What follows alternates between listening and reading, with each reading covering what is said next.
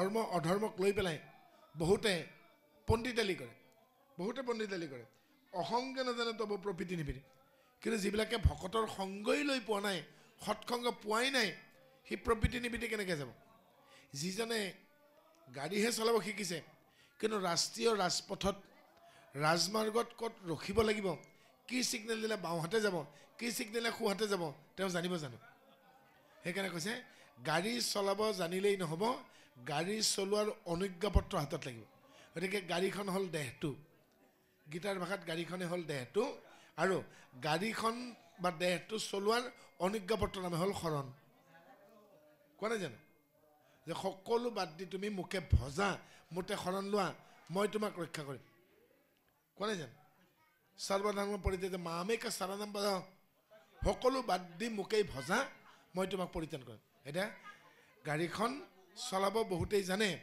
কিন্তু লগত অনুজ্ঞাপত্ৰ মানে লাইচেন্সখন আছে নাই শৰণ আছে নাই স শব্দে শৰীৰ ৰ শব্দে ৰমন মূৰ্ধন্য ন শব্দে প্ৰয়োগ তে ব্ৰেক গিয়াৰ আপাৰ ডিপাৰ বহুতেই নাজানে ৰাষ্ট্ৰীয় পথত আপাৰ ডিপাৰ নামাৰাৰ কাৰণে বহুত এক্সিডেণ্ট হয় সময়ত ব্ৰেক নামাৰাৰ কাৰণে এক্সিডেণ্ট হয় আৰু গতিবেগ নিয়ন্ত্ৰণ কৰিব নোৱাৰাৰ কাৰণে এক্সিডেণ্ট হয় নে নহয় দুৰ্ঘটনা কি হয় সেইকাৰণে গতিকে এই হৰি নামৰ এই ৰথখনক নিয়ন্ত্ৰণ কৰিবলৈকে অনুজ্ঞাপত্ৰ লাগিব আৰু সেই অনুজ্ঞাৰ দুভাগ আছে এবাৰ লঘু যান বাহন আৰু এবাৰ গুৰু যান বাহন গতিকে লঘুখন LMV শৰণ আৰু হেভিখনে ভজন আৰু LMV আৰু HMV দিয়াৰ আগতে এখন দিয়ে সেইখনৰ নাম লাৰ্ণাৰ লাইচেন্স আৰু লাৰ্ণাৰ লাইচেন্সখন হ'ল গুৰু পৰিচয় শংকৰদেৱ যে আমাৰ গুৰু কৃষ্ণদেৱে যে আমাৰ দেৱ তেওঁৰ নাম তেওঁৰ ভকতে ভকত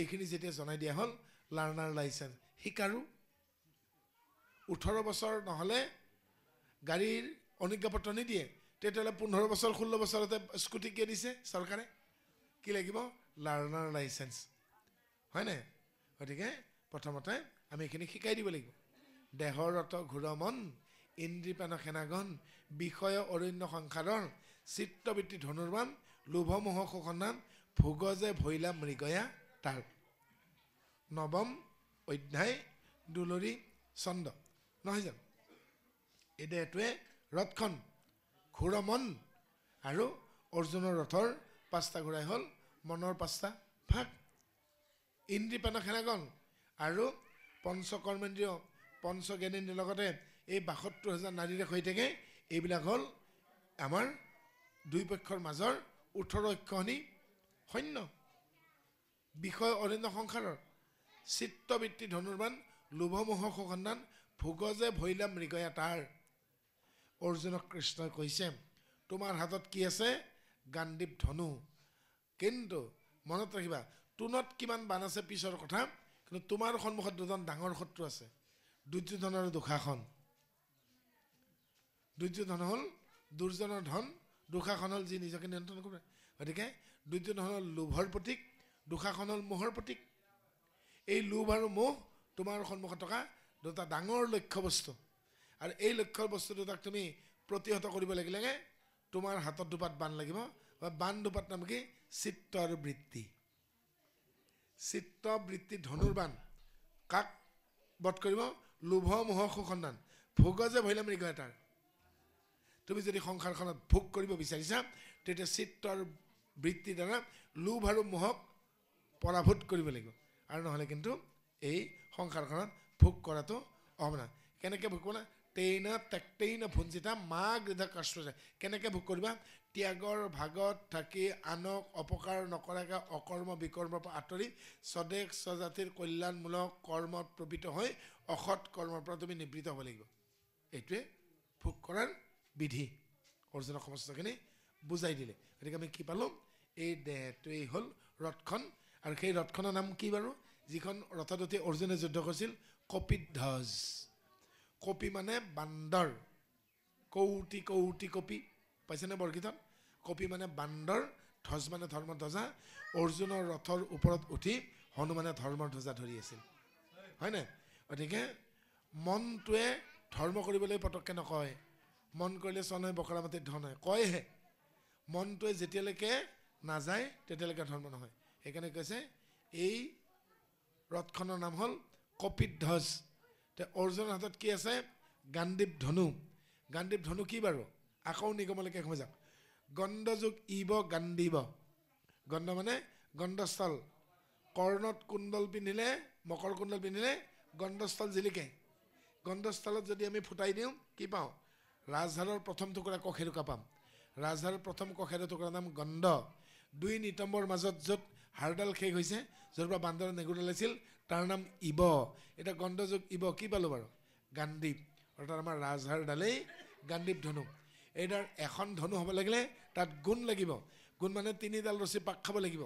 শৰীৰত 72,000 নাৰী আছে, 12ডাল নাৰী প্ৰধান, তাৰ ভিতৰত 3ডাল প্ৰধান। ইৰা, পিংগলা, সুষুম্না। মূলাধাৰ চক্ৰৰ বাওঁফালেৰে ইৰা ওলাইছে, সোঁফালেৰে পিংগলা ওলাইছে। প্ৰত্যেকটো চক্ৰত কাটাকাটি কৰি দ্বিদল আজ্ঞা চক্ৰত ত্ৰিবেণী সংগম। এই ইৰা, পিংগলা, সুষুম্নাই হ'ল গাণ্ডীৱ ধনুৰ গুণ। চিত্ত আৰু বৃত্তিয়ে হ'ল এই ধনুখনৰ বান।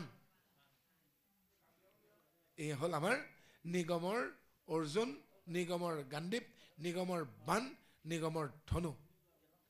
নিগমৰ দেহটোৱে কপিধ্বজ। আৰু মই ভাবোঁ ইয়াতকৈ আৰু ভিতৰত যোৱাটো আমাৰ কাৰণে সম্ভৱ নহয়। যোগীসকলে পাৰিবগৈ। আমি যেতিয়া হৰিদ্বাৰত আছিলোঁ, গীটাৰ ক্লাছ কৰিছিলোঁ, আমাক এনেকৈ বুজনি দিছিল। গতিকে আমাক বুজনি দিয়া ঋতেশ্বৰজী মহাৰাজ, অৱধেশানন্দজী মহাৰাজ, মহৰ্ষি মহেশ যোগীক আমি প্ৰণিপাত জনাইছোঁ। মহেশ যোগী নাই, ঋতেশ্বৰজী মহাৰাজ আছে, অৱধেশানন্দজী আছে, আৰু গীতাৰ পণ্ডিত, আৰু তেওঁলোকৰ ছত্ৰছায়াত এনেকৈ আমি গীতাৰ আদিপাঠ লৈছিলোঁ। আৰু নিগমলৈকে নগ'লে গীতা বুজিবলৈকে বৰ টান। কাৰণ প্ৰেছাৰ কুকাৰত শিলগুটি দি মানে বইল কৰাৰ নিচিনা কথা। পানী হয়তো শেষ হ'ব, কুকাৰ ব্লাষ্টিং হৈ যাব, শিলগুটি তেনেকৈ থাকিবগৈ। গতিকে সেয়ে অকণমান সময় লাগিছে। গতিকে যেতিয়ালৈকে ভকতৰ সংগত নাহে তেতিয়ালৈকে প্ৰবৃত্তি কি নিবৃত্তি কি নাজানিব। তাত কেনেকৈ আমি সৎকৰ্মত প্ৰবৃত্ত হ'ম, অসৎ কৰ্মৰ পৰা কেনেকৈ নিবৃত্ত হ'ম নাজানে। প্ৰবৃত্তি নিবৃত্তি যদি জানে কতো লোক, কোটি কোটি সামান্য দেৱতা বোলে মোক। আৰু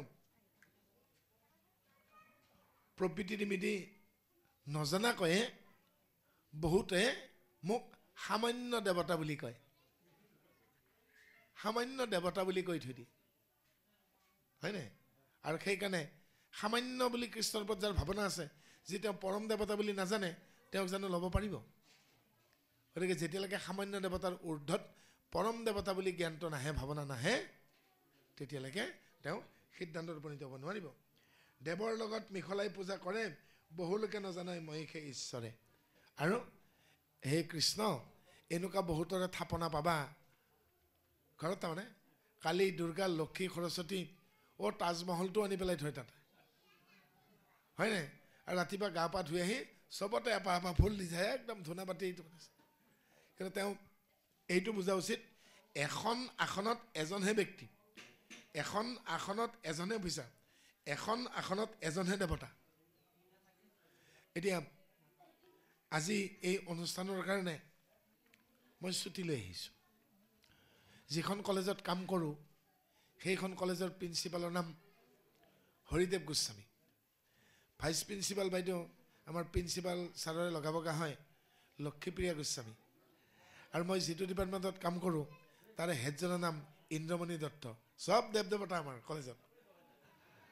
এতিয়া মই প্ৰিন্সিপালটো এজনহে, দুজনটো নহয়। ভাইচ প্ৰিন্সিপালেতো কেতিয়াও বহিব নোৱাৰে, হেড ছাৰেতো দূৰৰে কথা। মই কাৰ পৰা পাৰ্মিশ্যন চাওঁ? প্ৰিন্সিপাল ছাৰৰ পৰা পাৰ্মিশ্যন লৈ আহিছোঁ। প্ৰিন্সিপাল ছাৰে পাৰ্মিশ্যন দিয়াৰ পিছত মোক ভাইচ প্ৰিন্সিপাল বা হেড ছাৰে পাৰিব নেকি? একো কৰিব নোৱাৰে, হয়নে? আৰু প্ৰিন্সিপাল সেই চকীখনৰ নাম, তাত এজনহে বহিব পাৰে। আমাৰ যেতিয়া হৰিদেৱ গোস্বামী ৰিটায়াৰ হ'ব, হয়তো লক্ষী বাইদেউ প্ৰমোশ্যন পাব, আৰু যদি প্ৰমোশ্যন নাপায় ভেকেণ্ট থাকিব চিট, হয়নে? মোৰ দেউতা বৰ্তমান পৃথিৱীত নাই মদন গোপাল ব্ৰহ্ম পৃথিৱী এৰি গুচি গ'ল কিন্তু কোনোবা এজন মানুহটো মোৰ দেউতা হ'ব নোৱাৰে হয়তো শহুৰ দেউতা হ'ব খুৰা দেউতা হ'ব বৰ দেউতা হ'ব কিন্তু যাৰ কাৰণে মায়ে মাতৃদেৱে তেওঁৰ লগত যাৰ লগত সম্পৰ্ক কৰি মাতৃদেৱে মোক জন্ম দিছিল সেইজন পৃথিৱীত নাই এতিয়া কাৰোবাৰ বেলেগ এজনক আনি পাই মই তাত থ'ব পাৰিম নেকি নহয়নে গতিকে অকল আজি আমাৰ গৃহস্থ সম্ভৱতঃ ভাল নামটো ধনফুকন দেৱক ধন্যবাদ দিছোঁ আজি আমাক লগ লগাৰ সুযোগটো দিলে আৰু এই ঠাইখনত পুথিমাৰী বুলি কয়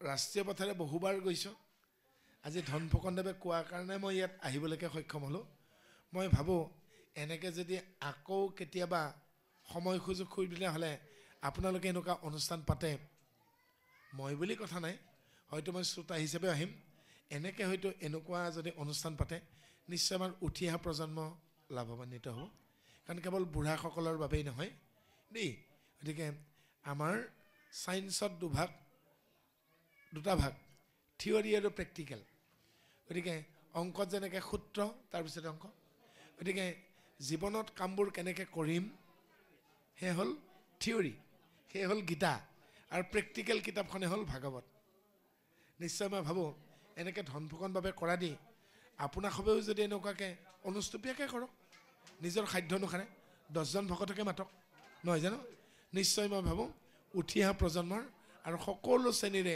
নিশ্চয় লাভ এটা হ'ব সন্তান এটা কেনেকৈ আনিম সন্তান কেনেকৈ ভাল হ'ব সন্তান কিয় বিকলাংগ হয় সন্তান কিয় পিতৃ মাতৃৰ অবাধ্য হয় কিয় একদম গুণী জ্ঞানী পিতৃ মাতৃৰো অবাধ্য সন্তান জন্ম হয় শিক্ষিত পিতৃ মাতৃৰ সন্তান কিয় অবাধ্য হয় নহয় জানো বিভিন্ন বিকৃত ৰূপত কিয় সন্তান আহে হয়নে আৰু কেতিয়াবা একদম দুষ্ট প্ৰকৃতিৰ পিতৃ মাতৃও কেনেকৈ আকৌ ভাল সন্তান আহে হয়নে এই গোটেই কথাবিলাক গীতা ভাগৱতৰ বাদে বেলেগ শাস্ত্ৰই অধ্যয়ন কৰা দেখা নাই আৰু তাৰ সিদ্ধান্ত দিব নোৱাৰে এজন মানুহ দুখত সুখত পৰাৰ পৰা উদ্ধাৰ কৰা আধ্যাত্মিকতাৰ বাদে আৰু বেলেগ উপায় নাই আৰু হতাশাগ্ৰস্তৰ পৰা উদ্ধাৰ পাব পৰা একমাত্ৰ ভাৱনাই হ'ল আধ্যাত্মিক ভাৱনা আৰু মই ভাবোঁ সেইজন মানুহৰ নিচিনা কুৎসিত মানুহ নাই যিজনৰ হৃদয়ত দয়া মৰম চেনেহ উদাৰতা সহ্য ধৈৰ্য ত্যাগ নাই সেইজন মানুহে হাঁহিব নোৱাৰে আৰু সেইজন মানুহতকৈ কুৎসিত মানুহ নাই আৰু সেইজন মানুহ নিষ্ঠুৰ যিজনে হাঁহি হাঁহি অন্যক হত্যা কৰিব পাৰে হাঁহি হাঁহি এখন সমাজ দুফাল কৰিব পাৰে হাঁহি হাঁহি এটা জাতিক ধ্বংস কৰি দিব পাৰে হাঁহি হাঁহি নিজৰো অন্যায় কৰিব পাৰে যিজনে দূৰদৰ্শী নহয় আৰু দ্বিতীয় কুৎসিত ব্যক্তি সেইজন আৰু তৃতীয় সেইজন যি নিজৰ ভৱিষ্যতটোৱেই নেদেখে সেইজনো মূৰ্খ যিজনে অতীতত হৈ যোৱা ঘটনাৰ পৰা কোনো শিকনি নলয় আমি যদি অতীত জীৱনত হৈ যোৱা ঘটনাৰ পৰা আমি অভিজ্ঞতা যদি আহৰণ কৰোঁ কিঞ্চিতকৈ আৰু সমস্তখিনিয়ে আমাৰ ইউনিভাৰ্চিটিৰ PhD ডিগ্ৰীতকৈ বেছি হ'ব if you gather the experience of our passing life together it is a greater than the university given the PhD degree হয়নে নহয় কওক আৰু সেইকাৰণে কি হয় অভিজ্ঞতাই জীৱনৰ সফলতাৰ সোপান গতিকে সফলতাই তেওঁক ধৰা দিব যদি বিগত জীৱনৰ অভিজ্ঞতাক কামত লগায় আৰু এই বুলি কৈছে দেৱৰ লগতে মিহলাই পূজা কৰে বহু লোকে নকৰে মই সেই চলে অন্য দেৱতাৰ লগতে মিহলাই পেলাই পূজা কৰে মই সেয়া পূজা নাপাওঁ আৰু তেওঁ অন্যও নাপায়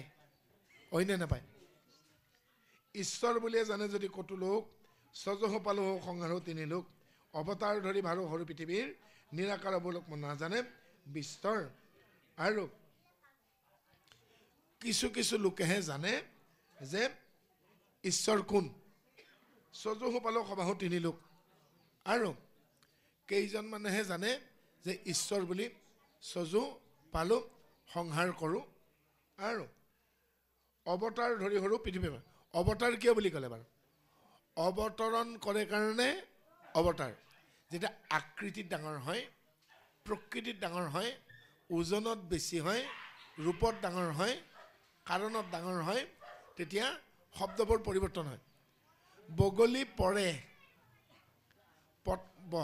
বগাকৈ বগলী বহলাই বহিছে, বলুকাত বিয়লি বেলা, হয় নাই? বকুল বনতে ববচা বনতে বকুল বাগৰিছে, বুটলি বিলাও গৈ বলা, কোৱা নাই জানো? বগলী পৰে, কিন্তু প্লেইনে অৱতৰণ কৰে। প্লেইন পৰে বুলি কওঁ নেকি? প্লেইন অৱতৰণ কৰে। মই যদি ভাইটিক কওঁ, এইখন তোৰ ঠেঙত এডাল জোকে খাই আছে, মাত দিব নেকি? মাতেই নিদিব। মই কুকুৰ নে গৰু? ইটোৰ জীৱ জন্তুৰহে ঠেং, মানুহৰ ভৰি, ঈশ্বৰৰ চৰণ আৰু পদ। ভগৱানৰ ভৰিখনৰ তলচোৱা ৰঙচোৱা হ'ব নেকি বাৰু? মোক হ'লচেলতত পিটন দিব। ভগৱন্তৰ চৰণ, ভগৱন্তৰ হাত নেকি? হস্তযুগল, কৰকমল, কি সুন্দৰ নাম নাই জানো? মুখপদ্ম, হয়নে? নাভি পদ্ম, আৰু উচ্চাৰ্থ, মান্যাৰ্থ, তুচ্যাৰ্থ, আৰু স্থান বিশেষে স্থান কাল পাত্ৰভেদে মান সম্ভ্ৰমো বেলেগ হয়। গতিকে যিসকলে নাজানে তেওঁলোকে বেলেগৰ লগত মিলাই হয়। আৰু নিৰাকাৰ বুলি মোক নজানে বিশ্বাস। মই যে নিৰাকাৰ, মই যে আকৃতিহীন, প্ৰকৃতিহীন, ৰংহীন, আকাৰহীন, উচ্চতাহীন, বৰ্ণহীন, বহুতেই নাজানে। যিটো জানে মোক বোলে সৰ্বাত্মক, অদ্বৈত নিৰ্গুণ ব্ৰহ্ম জগত ব্যাপক, সগুণ নিৰ্গুণ মই দুই ৰূপ ধৰোঁ, যদি আত্মা নামত প্ৰভু গুণ লীলা কৰোঁ। আৰু কোনোবাই কিন্তু মোক জানে মই যে সৰ্বাত্মক, আকাশখন যেনেকৈ গোটেই বিশ্ব ব্ৰহ্মাণ্ড যদি ব্যাপ্ত হৈ আছে, স্কেটাৰ্ড, বিস্তৃত, আৰু সেইদৰে মোক কিন্তু কোনো জানে, সকলোৱে নজনা নহয়। অদ্বৈত নিৰ্গুণ ব্ৰহ্ম জগত ব্যাপ, তেওঁ দ্বিত্ব নহয়, অদ্বৈত নিৰ্গুণ। 45 নম্বৰ শ্লোকত কৈছে দ্বিতীয় অধ্যায়, ত্ৰৈগুণ্য বিষয়া বেদা নিস্ত্ৰৈগুণ ভৱাৰ্জনা। আমি সাত্বিক, ৰাজসিক, তামসিক তিনিগুণৰ ভিতৰ, কিন্তু ঈশ্বৰ কৃষ্ণ ত্ৰিগুণাতীত, নিস্ত্ৰৈগুণা। সেইকাৰণে তেওঁ নিৰ্গুণ, ত্ৰিগুণাতীত। মই দুই ৰূপ ধৰোঁ, তেওঁ সগুণ ৰূপ আহে আৰু নিৰ্গুণ ৰূপ আহে। আমি সগুণ সাকাৰ, কিন্তু তেওঁ নিৰ্গুণ নিৰাকাৰ, দুইটাও তেমি। ৰূপ ল'লে সগুণ সাকাৰ, ৰূপ নহ'লে নিৰ্গুণ নিৰাকাৰ। যেতিয়া মলা চৰু, ভগা চৰু, পিঠা পনা ফেলাই চৰু, কলহ, টেকেলি, ঘটি, বাতি, চাকি, মলা, মাটিৰ পাত্ৰৰ বিভিন্ন আকৃতি নহয় জানো? ধুৰমুচেদি গুড়া কৰি দিয়কচোন। বৰষুণ পৰিলে কি হ'ব? মাটিখিনিৰ আকৃতি আছে জানো? মাটিটো আকৃতি নাই, হয় নাই? গতিকে সেনেকৈ তেওঁ আকৃতিহীন হৈ যায়। অবিদ্যা আৱৰে জীৱ গুণৰ সংগত, মোক নজনাকে জানাম এইখিনি তত্ত্ব। অবিদ্যাই আৱৰি থকাৰ বাবেই কি হয়গে? গম নাপায়। আৰু মোক নজনাকে জানাম এইখিনি তত্ত্ব। অবিদ্যাই আৱৰি থকাৰ বাবেই জানে। অৰ্থাৎ কি ক'লে বাৰু? অবিদ্যাই মানে মায়া। মায়াৰ দুটা কৰ্ম। এক নম্বৰ কৰ্ম হ'ল ঢাকোন দিয়া। এই পানীখিনি ঠাণ্ডা নহ'লে মই কি দিছোঁ? ঢাকোন দিছোঁ। সেনেকৈ সত্যটোক যে ঢাকোন দি থৈ দিয়ে, তাৰ নামে হ'ল আৱৰণ। মায়াৰ প্ৰথম কাম হ'ল আৱৰণ। দুই নম্বৰ কাম বিক্ষেপ। যিসকলৰ চিন্তা চঞ্চল, চিত্ত চঞ্চল, মন চঞ্চল, তেওঁলোকক এনেকুৱা কিছুমান মায়াৰ কৰ্মত মায়াই ব্যস্ত কৰি ৰাখিব, তেওঁ ভকতৰ সংগলৈকে যাব লাগে, ভক্তি ভাৱনালৈকে আহিব লাগে, ঈশ্বৰক উপাসনা কৰিব লাগে, পাহৰিয়ে থাকিব। তেওঁ মনলৈকে নাহিব। সেইকাৰণে দ্বিতীয় কাম বিক্ষেপ, প্ৰথম কাম হ'ল আৱৰণ। আৱৰণ মানে যি সত্যক ঢাকন দি থয়। পানীৰ তলৰ কাঁইট কোনোবাই গম পায় নেকি? বাপৰে সিফালে নাযাবে দেই, কালি মোক এনেকৈ ফালিলে নহয়, তাত আইনা ভঙা আছে। পানীৰ তলত আইনা ভঙা আছে, কাঁইট আছে, গম পাম নেকি? আমাৰতো ইমান এক্সৰে দৃষ্টি নাই যে 6 ফুট তলত কি আছে, হয়নে? যাৰ পুঞ্জ পুণ্যচয় আশ্ৰয় পূৰ্বৰ, সেই জ্ঞানে গতি পায় ভজস্য। যাৰ আগৰ জন্মৰ পুণ্য ৰাশি সঞ্চয় হৈ আছে, সেই পুণ্যৰ ফলতে তেওঁ কি কৰিব পাৰিব ভজিব পাৰিব পৃথিৱীৰ পৰা 11/2 স্কুৱেৰ কিলোমিটাৰ স্পীডত এটি কৃত্ৰিম উপগ্ৰহ পঠিয়াই দিয়া হয় আৰু সেই এটা সময়ত গৈ নিজৰ কক্ষপথ লৈ লয় আৰু নিজৰ কক্ষপথ লৈ লোৱাৰ পিছত যাক অৰবিট বুলি কওঁ নিজে নিজে ঘূৰিব ধৰে এসময়ত পিতৃ মাতৃৰ কথা মানি আমাৰ ছোৱালীবিলাকে ঘৰত থাকি পঢ়া শুনা কৰে স্কুল কলেজৰ পৰা ঘূৰি আহে আৰু এদিন বয়স হ'লে তেওঁলোকক বিয়া দি এদিন স্বামীৰ গৃহত তেওঁ পত্নী হৈ যায় এতিয়া তেওঁ স্বামীৰ লগত নিজৰ এটা কক্ষপথ তৈয়াৰ কৰি লয় আৰু সেই কক্ষপথত তেওঁ ধুনীয়াকৈ ঘূৰি ফুৰে মাজে মাজে ধুমকেতুৱে দেখা দিব আৰু কেতিয়াবা যদি লতৰ ফতৰ কৰে কক্ষপথৰ পৰা বিচ্যুত হৈ কক্ষচ্যুত হৈ যেনেকৈ আমাৰ সৰু জগতৰ প্লুটো নামৰ গ্ৰহটো কক্ষচ্যুত হৈ নোহোৱাই হৈ গ'ল গতিকে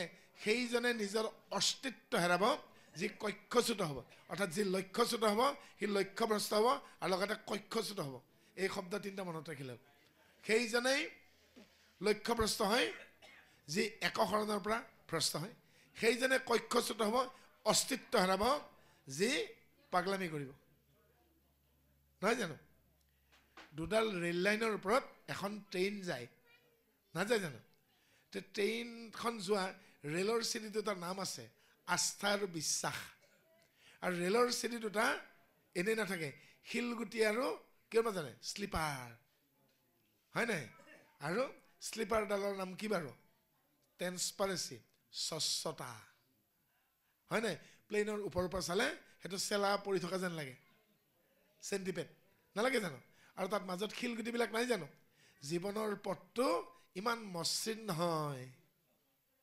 শিলগুটি শিলগুটিৰ মাজত সেই স্বচ্ছতা অনুমান কৰি সেই আস্থা আৰু বিশ্বাস নামৰ ৰেলৰ চিৰি দুটাৰে নপৰাকৈ ভাৰসাম্য ৰক্ষা কৰি পেলাই পাইলটে ট্ৰেইনখন চলাই লৈ যায় হয় নহয় আৰু সেই ট্ৰেইনখনৰ ইঞ্জিনটো হ'ল আমাৰ মূৰটো আৰু বাকী গাটো হ'ল ট্ৰেইনখন আৰু সেই ইঞ্জিনটোৰ পাইলটজনে হ'ল কৃষ্ণ আৰু ৰেলখন যেতিয়া যায় কিছুমান ষ্টেচন পাৰ হৈ যায় উত্তৰ কাঠনি তাঁতিবাহৰ হাৰমতি গুমটো দি গ'লে সিফালে নাহৰলগুন পাবগৈ ইফালে সেইফালে লখিমপুৰ পাব তাৰপিছত গোগামুখ গৈ থাকিব আৰু কিছুদিন পিছত হয়তো ৰেলখন গৈ লাচিত এক্সপ্ৰেছখন পাৰ হৈ গৈ মুৰকংচালেকেই নহয় ৰুকচিন মিৰেম ইয়াগ্ৰুং চিলে পাছিঘাট পাবগৈ পাব নাপায় আৰম্ভ হ'বগৈ কৰিব এবাৰ পাছিঘাটৰ পৰা উল্টাকৈ আহিব হয় নহয় গতিকে এই প্ৰত্যেকটো ষ্টেচনত এজন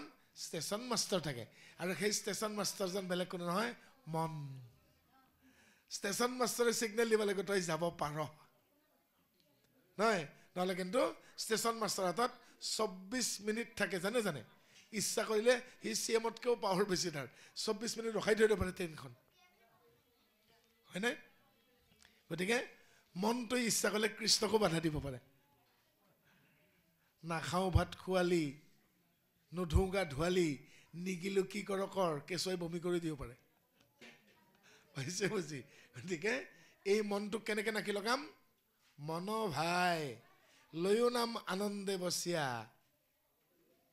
হয়নে মনটোক লাহে লাহে নাকি লগাক হয়নে লাহে লাহে যেতিয়া নাকি লগাবগৈ যিটো গৰুৰ পোৱালিক ছাগলীৰ পোৱালিক আপোনালোকে পঘা দিয়া অভ্যাস কৰিলেগৈ দৰৱ দিয়া অভ্যাস কৰিলেগৈ আৰু কি হ'বগৈ সি নিজে নিজে গোহালিত সোমাম এদিনাখন মোৰ জ্বৰ আমাৰ খুব খঙাল গাই এজনী আছে ওচৰত মানুহ যাব নিদিয়ে পোৱালি হ'ল আৰু পোৱালিটো বন্ধা নাই গাইজনী কাষৰ নামঘৰত দেউতাই দৰৱ দি থৈ আহিছে দেউতাই সৰু দাদাক ক'লে যা ইয়াৰ গা ভাল নহয় তই গাইজনী লৈ আহ দাদাই ভাবিলে কি গাইজনীটো খুঁটিত বান্ধি থৈ আছে পোৱালিটোকে ধৰোঁ এই বুলি 2 ঘণ্টামান পোৱালিটো খেদি ফুৰিছে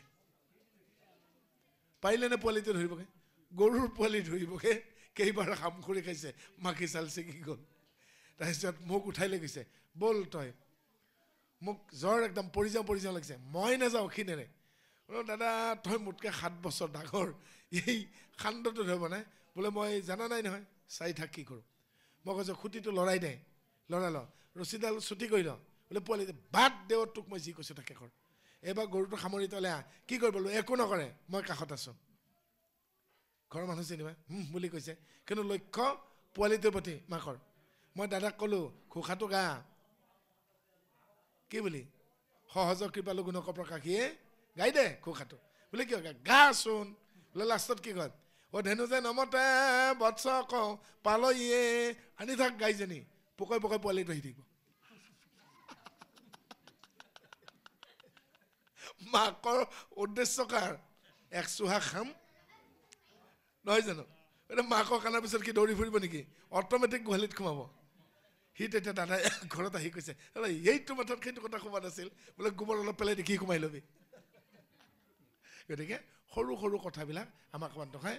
গতিকে মাকৰ সেই বাৎসল্য প্ৰেম নহয় জানো, গাইজনীক লৈ পোৱালি নিজে নিজে আহিব, হয় নাই? ভক্তি তেনেকুৱাই, আপুনি ভক্তি ভাৱনালৈকে আহক, অকৰ্ম বিকৰ্ম চব নিৰস্ত হৈ যাব। গতিকে ভক্তি হ'ল সেই গাইজনী, হয় নাই? ফলাফল চব আহিব। গতিকে গাখীৰ অনাৰ পাছত ঘৰলৈকে আপুনি পগাওঁতে কি হ'বগৈ, ফুটিয়া গাখীৰ হ'ল, ফাটিলে চানা হ'ল, পনীৰ হ'ব, দৈ হ'ব, ক্ৰীম হ'ব, মাখন হ'ব, চীজ হ'ব, বাটাৰ হ'ব, আৰু যে কত কি, কিন্তু গাখীৰখিনিতো আনক। গতিকে এইবাৰ কি বুলি কৈছে গীতাত, সকলো উপনিষদৰ সাৰখিনি যেন এজনী ক্ষীৰতী গায়, চাৰ্বা উপনিষদ গাব দুগ্ধা গোপালানন্দা। সকলো 700খন উপনিষদ, 700খন উপনিষদৰ ভিতৰত 224খন ভাৰতত পোৱা যায়, তাৰ ভিতৰত 11খন প্ৰধান, কঠোপনিষদ, কেনোপনিষদ, মুণ্ডক্য, মাণ্ডক্য, শ্বেতাস্বৰম, ঈশবাস্য নিবদ, ইতৰিতমনিষদ, তৈতৰীয় উপনিষদ, চান্দোগ্য, বৃহদাৰণ্যক, মুণ্ডক্য, মাণ্ডক্য, এনেকৈ এই 11খন উপনিষদ, 11খন উপনিষদৰ পৰা 700টা শ্লোক অনা হৈছে ইয়াত দেই। আৰু মাহাত্ম্যখিনি কিন্তু এই মূল সংস্কৃত গীতাত নাই, এক গোবিন্দ মিশ্ৰৰ কমপ্লিট নিজা কথা দেই। আৰু এখন গীতাত 50টা শ্লোক বেছিকৈ আছে, সেইখন হ'ল তামিল গীতাখন, তাত 750 শ্লোক আছে। তাৰ বাদে সংস্কৃত গীতাত মাত্ৰ 700টাহে শ্লোক থাকে, আপোনালোকে চাই ল'ব। ইয়াত কৈছে সকলো উপনিষদৰ সাৰখিনি এজনী ক্ষীৰতী গাই, কৃষ্ণ হ'ল খিলাওঁতা গোৱাল, অৰ্জুন হ'ল পোৱালি, পোৱালীয়ে 100 হাক খাই 2 খুন্দা মাৰি দিওঁতে কি হ'লে, গাখীৰখিনি নলৈ জানো, কুৱেশ্যনৰ আনচাৰখিনি, অৰ্জুনৰ প্ৰশ্ন খুন্দাকেইটা আৰু গাখীৰখিনি সেই প্ৰশ্নৰ উত্তৰ। গতিকে গৃহস্থই নিজৰ বাবে অকণ ৰাখি উঠনা নিদিয়ে জানো, যিবিলাক গৃহস্থ তাত ভগাই দিয়ে সেইখিনি আপোনালোক, মই তাৰে চানকাৰী আনিছোঁ, মই কিন্তু ক্ষীৰাওঁতা নহয়, ক্ষীৰাওঁতা হ'ল কৃষ্ণ। এই গীতাৰ অৰ্থটো এনেকৈ নাই জানো, চাৰ্বা উপনিষদ গাব দুগ্ধা গোপালানন্দা পাৰ্থ সুধীৰভুক্ত, কোৱা নাই জানো, এইটোৱে অৰ্থখিনি। এই সংসাৰত প্ৰাণী যতেক আশ্ৰয়, জীৱৰ অংকদৰি সময় ভ্ৰময়, অবিদ্যাৱৰে জীৱগুণৰ সংগত, মোক নজনাকে জানা এইখিনি তত্ত্ব। আৰু এই সংসাৰত উৰণ বুৰণ গজন ভ্ৰমণ 4মুঠি জীৱ আছে, বিভিন্ন আকাৰ আকৃতি আছে, কিন্তু মই নিৰাকাৰ। জীৱৰ আকাৰ আকৃতি আছে, সগুণ সাকাৰ, কিন্তু মই নিৰ্গুণ নিৰাকাৰ। যিজনে সৃষ্টি কৰিছে তেওঁৰ কিন্তু আকাৰ আকৃতি নাই, কিন্তু আমাৰ আকৃতি প্ৰকৃতি আছে।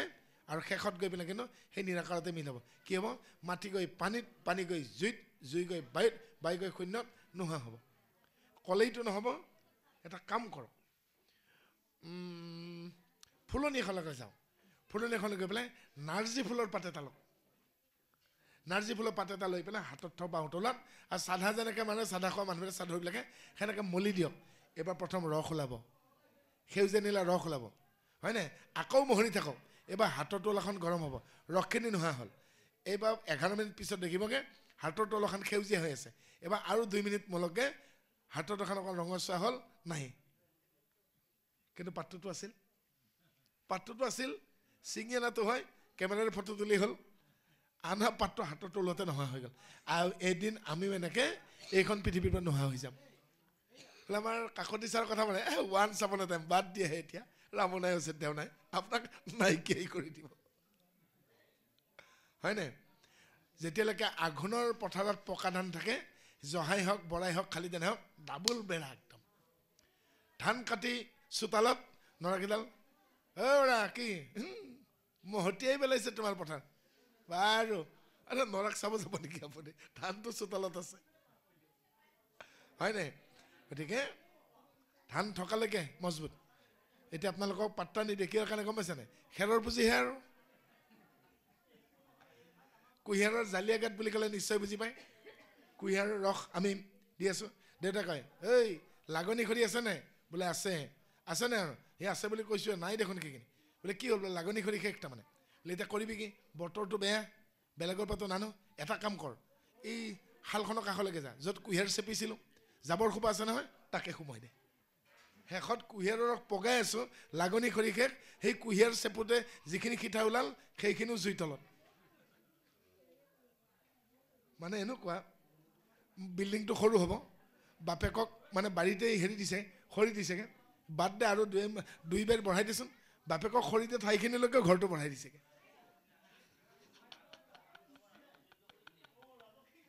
এনেকুৱা হ'ব আদি জামালত কৈছে শ্মশানৰ মাটিও নেৰিব গুৱাহাটীত নাম নকওঁ চন্দ্ৰপুৰত শ্মশানৰ মাটিকে বেছি দিলে ইমানেই টকাৰ নাটনি কেইদিন খাব শ্মশানৰ মাটিনো বেচে তাত কেনো পাপৰ কথা আছে ভাবক আৰু তাতকে এটা বেয়া কথা হৈছে ভাবনা গাঁৱৰ মাটিখিনি বেছি টাউনত এক কথা একলেচা হ'লে ল'ব লাগে কি বনাব ফ্লেট ফ্লেট শব্দৰ অৰ্থ হ'ল চেপেটা যে লেপেটাকাৰী চেপেটা হৈ বহি থাকিব পাৰে সি ফ্লেটত থাকে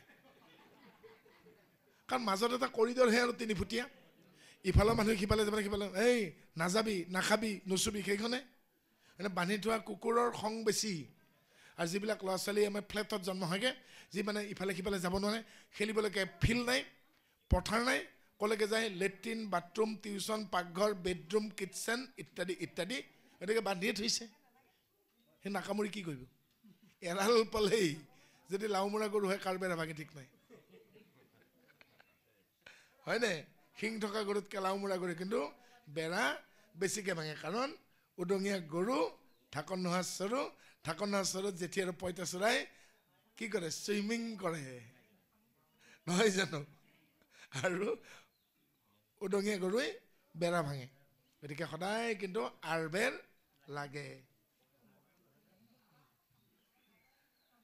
নিশ্চয় জানা সখী এই ব্ৰহ্মাণ্ড ভিতৰ তাৰ মধ্য প্ৰাণী আছে যত নিৰন্তৰ সহস্ৰ মধ্যতো যদি একে গতি পায় তভু কতো মুক্ত হৈ লেখা জোখা নাই যে এই কোটি কোটি প্ৰাণী আছে কিন্তু ইয়াৰ ভিতৰত মুক্ত প্ৰাণী কেইটা জীৱন মুক্ত প্ৰাণী কেইটা কেইজন ব্যক্তিয়ে বাৰু নিৰাসক্ত হৈ উইদাউট এক্সপেক্টেশ্যন প্ৰত্যাশা নোহোৱা হৈ বাৰু কাম কৰিছে হয়নে গতিকে চালঙিৰে চালিলে খুদিকেইটা তলত পৰে কুলাৰে বা ডলাৰে জাৰিলে পতান উৰে কিমতে ভকতি কৰিব তোমাত হৰি হৰি হৰি